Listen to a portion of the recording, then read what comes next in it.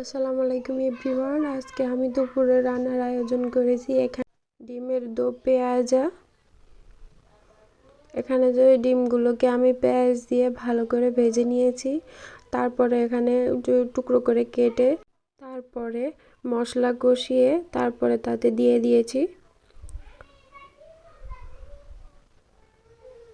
এখানে আপনারা চাইলে জিরা বাটা দিতে পারেন কিংবা জিরা টেলে তারপরে গুঁড়া করে দিতে পারেন।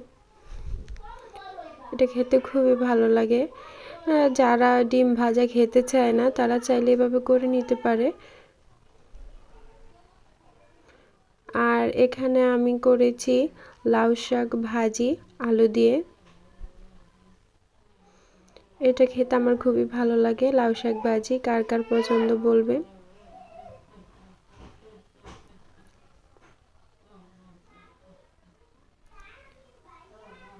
শীতকালে আসলে সব তরকারি খেতে ভালো লাগে। আর এখানে দেখুন বেগুন আলু দিয়ে তারপরে বেলে মাছ দিয়ে আমি এখানে চচ্চড়ি করছি শুকনো শুকনো করে।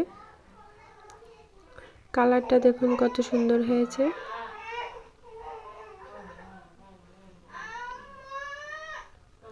আর এখানে আমি ডাল রান্না করছি সাথে।